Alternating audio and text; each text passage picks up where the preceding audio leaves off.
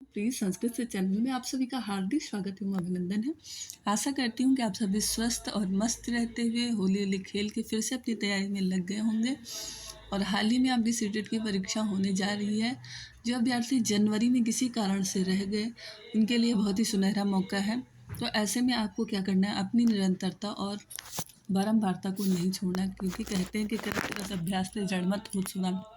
योग का आपका अभ्यास है ना, उससे आपकी बुद्धि भी मजबूत होती है।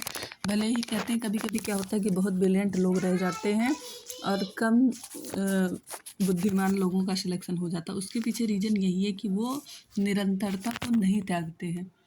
कछुए और खरगोश की कहानी सुनी होगी ना, कि कछुआ निरंतर चलता रहता है और एक मंजिल पर पहुंच जाता है, लेकिन खरगोश की स्पीड बहुत तेज़ होती है, लेकिन सोने के कारण क्या होता है, अपनी मंजिल तक नहीं पहुंच पाता है। तो इसलिए किसी भी परीक्षा में सफल होने का सबसे बड़ा मूल मंत्र है कि आप अपनी निरंतरता न त्यागें। भले आधा घंटा, 1 घंटा, 2 घंटा, जो भी आपको समय मिलता है उतना पढ़ें, लेकिन पढ़ें ज़रूर।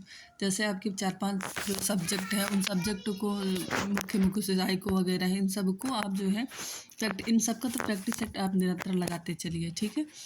और थ्योरी अभी पढ़िए, लेकिन प्रैक्टिस सेट को बिल्कुल सॉल्व करते चलिए, क्योंकि प्रैक्टिस सेट ऐसी चीज़ है जिसके माध्यम से आपको पता चलता है कि पेपर का स्वरूप कैसा रहेगा। प्रश्न को शुरू करने से पूर्व छोटा सा अनुरोध है कि यदि मेरे द्वारा दिए जा रहे कंटेंट आप सभी को समझ में आ रहे, चैनल को लाइक, सब्सक्राइब एवं शेयर अवश्य करें। ईश्वर से प्रार्थना करती हूँ कि ईश्वर आपको 2024 में सफल करे, अच्छे अंकों के साथ सफल करे और आपको आपके लक्ष्य तक पहुँचाए। देखिए, सफलता तभी पूर्ण रूप से मानी जाती है जब आपको आपका लक्ष्य प्राप्त हो जाए। आपका लक्ष्य सीटेट की परीक्षा उत्तीर्ण करना नहीं, बल्कि किसी सरकारी स्कूल में पद हासिल करना है। तो आप वहाँ तक पहुँचे, ऐसे में ईश्वर से प्रार्थना करती हूँ कि ईश्वर इतनी आपको शक्ति दे। चलिए प्रश्न संख्या 24 पर आते हैं। प्रश्न संख्या 24 कह रहा है कि अनुनासिक के अंतर्गत आता है मुख, नासिका, कंठ अथवा का और खा दोनों। तो अनुनासिक के अंतर्गत का और खा दोनों आता है, यानी कि उच्चारण स्थान और नासिका दोनों जगह। जैसे हर वर्गीय व्यंजन का जो 5वां अक्षर होता है वो अपने उच्चारण स्थान के साथ साथ वर्गीय उच्चारण स्थान के साथ साथ नासिका से भी बोला जाता है। तो अनुनासिक का होता है मुख, नासिका, अनुनासिका ये होता है ना, ये उदाहरण भी है। तो प्रश्न संख्या 24 का आपका घ सही होता है। चलिए प्रश्न संख्या 25 पर आते हैं। प्रश्न संख्या 25 कह रहा है कि विसर्ग का प्रयोग वस्तुतः होता है। संस्कृत में विसर्ग बहुत इंपॉर्टेंट है। इसका प्रयोग क्या होता है? स्वरों के अंत में होता है, व्यंजन के अंत में होता है। स्वर और व्यंजन के साथ होता है कोई नहीं। तो विसर्ग का प्रयोग नित्य और नित्य कहाँ होता है? आपका स्वरों के अंत में होता है, ठीक है। अब जैसे रामा है तो माँ में आ लगा हुआ है, तो आ के बाद में विसर्ग होता है रामा, है ना। हलंत लगा दिया जाता तो विसर्ग नहीं लगता। हलंत विसर्ग दोनों चीज़ एक साथ, और हलंत लग गया तो व्यंजन हो गया। जाहिर सी बात है कि कहाँ लगता है? स्वरों के अंत में लगता है। चलिए प्रश्न संख्या 26। प्रश्न संख्या 26 कह रहा है कि इया का उच्चारण स्थान है। तो पंचम वर्ण जो होता है वर्गीय व्यंजन का, उसका 2 जगहों से उच्चारण होता है। एक तो अपने जो मुख का जो अंग होता है वर्गीय व्यंजन का, उस जिस वर्ग का होता है उसका जो मुख का स्थान होता है जहाँ से उच्चारित होता है वो, और दूसरा नासिका से बोला जाता है। और नासिका चा नासिका होता है ना सूत्र में, इसका मतलब चा का मतलब और नासिका से। तो इसमें आपका जो उत्तर सही होगा 26 का, वो घा सही होगा। तालु और देखो इचु यशा नाम तालु, तो ई वर्ग का ई वर्ग में ही यहाँ आता है, तो वो ई वर्ग जो है तालु से बोला जाता है, और अंतिम अक्षर होने के कारण से इसको नासिका से बोला जाता है। तो इसका उत्तर क्या सही होगा? ऑप्शन नंबर घ सही होगा। चलिए अगले प्रश्न पर आते हैं। प्रश्न संख्या 27। प्रश्न संख्या 27 कह रहा कि डा का उच्चारण स्थान है, डा का उच्चारण स्थान है, कंठ है, अड़ा का है, कंठ है, नासिका है, तालु है, अथवा का खा दोनों। प्रश्न संख्या 27। तो इसमें भी देखिए अकुह विसर्जन या नामकंठा, यानी का वर्ग जो होता है कंठ से बोला जाता है, लेकिन ये अंतिम उस वर्ग का अंतिम अक्षर है, 5वां अक्षर है, तो का के साथ कंठ के साथ ही नासिका से भी बोला जाएगा। तो ऑप्शन आपका क्या सही होगा? घा सही होगा। चलिए अगले प्रश्न पर आते हैं। प्रश्न संख्या 28 महेश्वर। प्रश्न संख्या 28 कह रहा है महेश्वर सूत्र में चौथा सूत्र क्या है? आ ई उ ड़, अरे लिख एओच क्या है? ए औ च।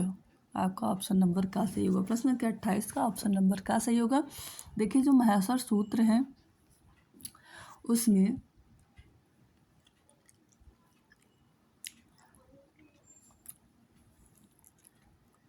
जो है आ युड़ा रिलिक एवं एवोच है, उसमें चार जो है 4 सूत्रों में स्वर की गणना की गई है और बाकी जो 10 सूत्र हैं उनमें व्यंजन वर्णों की गणना हुई है ना। ये चीज़ भी, और माहेश्वर सूत्रों की संख्या कुल 14 है। चलिए अगले प्रश्न पर आते हैं। प्रश्न संख्या 29, छोटी से छोटी व्यक्त खंड ध्वनि को कहते हैं। जो मुख से निकली सबसे छोटी ध्वनि होती है उसको क्या कहते हैं? वर्ण कहते हैं। ये आप सभी को पता होगा, तो ऑप्शन नंबर का सही होगा। चलिए अगले प्रश्न पर आते हैं। अभी जो प्रश्न आपको दिए गए हैं 2-3 प्रैक्टिस सेट में, वो सारे प्रश्न आपके वर्णों से संबंधित हैं और मतलब सीटेट, यूपीटेट, इन सब या एसटेट, इन सब परीक्षाओं में वर्णों से, शब्दों से, इन सब चीज़ों से जो है ज़्यादा प्रश्न पूछे जाते हैं। संध्याक्षर होता है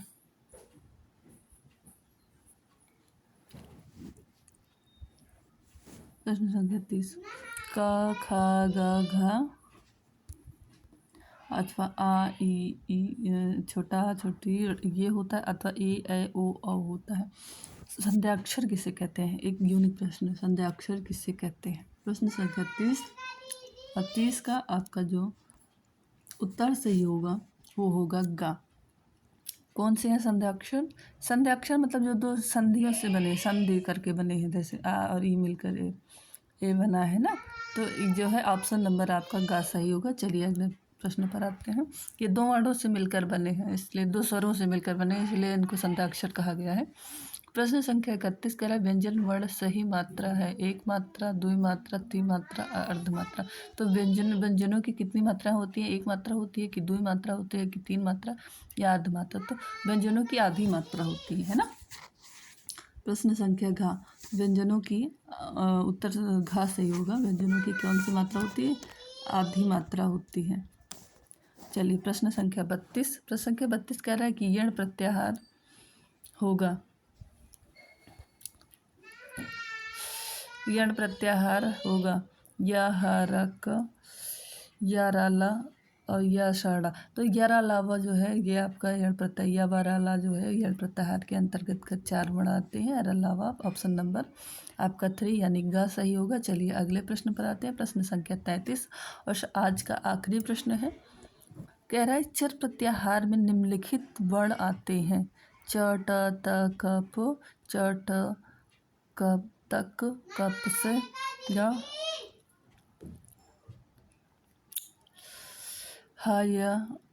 हा या वार। चर प्रत्याहार के अंतर्गत कौन कौन से? देखिए पहले तो जिसमें चा नहीं है, क्योंकि चा तो काउंट होता है ना जब आप प्रत्याहार बनाते हैं, तो उसको काट दीजिए। ना इसमें चा है ना इसमें चा है, अब इन दोनों में चा है। तो चर प्रत्याहार के अंतर्गत कौन कौन से वर्ण आते हैं? तो शक्षर, यह आपका ऑप्शन नंबर कौन सा सही होगा? 33 का ऑप्शन नंबर आपका सही होगा ख। च ट क और प श शर, कब शक्षर तक के वर्ण आते हैं, तो ऑप्शन नंबर घ आपका सही होगा। और यहीं पर वीडियो को समाप्त करते हैं। आशा करती हूँ कि मेरे द्वारा दिए जा रहे कंटेंट आप सभी को समझ में आ रहा है। यदि कोई कमी रह जा रही है तो कमेंट बॉक्स में कमेंट करिएगा, हम उसको संशोधन करने का प्रयास करेंगे और अच्छा आप लोगों को देने का प्रयास करेंगे। इसी के साथ वीडियो को समाप्त करते हैं। पुनः अनुरोध है कि चैनल को लाइक, सब्सक्राइब एवं शेयर अवश्य करें। नमो नमः, नमः संस्कृत।